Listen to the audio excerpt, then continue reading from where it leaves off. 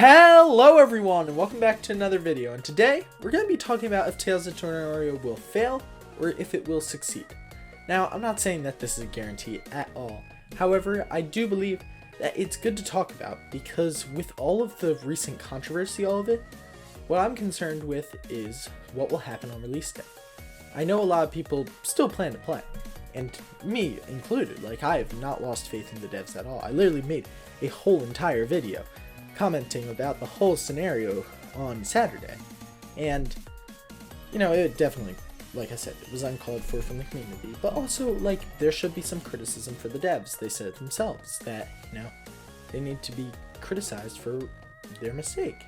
Now, I'm not saying like the devs made an insane mistake that's unforgivable. No, I'm just saying that they made an error in their judgment in how effective they would be at finishing these minor bug fixes, and it sadly delayed the game. However, that's not really the discussion of today. The discussion is because of this delay and because of this setback, how will this affect people playing the game and if they want to play? Now, the developers have said that they are getting close to finding out a release date. What I'm assuming is kind of early Friday, but like I said, I am not sure of this at all. It could be definitely weekday after the poll that they said, so I definitely think it's a weekday. But will it be Friday? I don't know.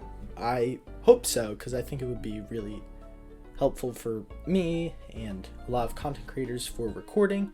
But then again, I know the community really wants the game to come out, so that's one of the big factors of how effective this game will be, is when it releases. Now, the other thing that I think is going to be really necessary on if Tales of Tanorio will succeed or fail is what happens after release. Now, I know I've been discussing a lot of release because that is a very important thing for a game. It was important for Lumion Legacy to thrive for months after, though it has kind of deterred nowadays.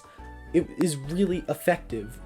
Games are really effective if you have a good launch, and I think the devs they have very good communication, and I'm hoping that after launch they will be able to keep communicating about more leaks, and they seem to be having an update planned just 2 weeks after, which I think will be very healthy for the game. I'm honestly happy that they didn't release all 3 in one update, because that's a lot. Like, it's good to have a lot in an update or a game when it starts. Usually a lot of games are just complete when they start. However, for creature capture games, I think it's important, if you're not releasing the whole thing at once, to be able to be consistent with updates. Doodle World is very consistent with updates, having about one every weekend, which is crazy. It's good, but it's a lot. I'm not gonna lie. But I think if Tales of Tanorio can keep a bi-monthly update trend, I think this game has huge potential to be so much bigger than an LL and possibly the biggest creature capture game on Roblox of all time. So it's very important on how they plan out their updating. Now, the final thing that is needed for this game to possibly succeed and not fail is the necessity of having a good PvP and trade community. Because for Lumion Legacy, their trade community controlled a lot of stuff for the game, like mints being added, changing of like natures, and it kind of deterred me, at least, from playing the game, because like I had these really cool little guys like that were in my PC, and I was like, oh boy, maybe one day I'll get mints or ability capsules and I'll be able to bring them to PvP, or even in my playthrough squad and go, pew.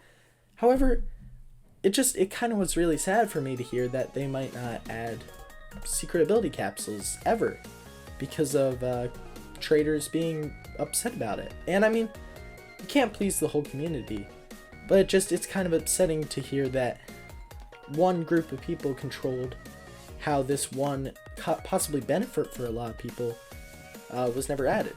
And this kind of also leaked into the PvP community, and it's not healthy for one aspect to control a whole. Now, will the developers be able to follow through on this? I think they will. I think the developers are very good at communicating with the community, and I think they will be able to come to a good like middle ground with the whole community if they ever do get upset about this stuff.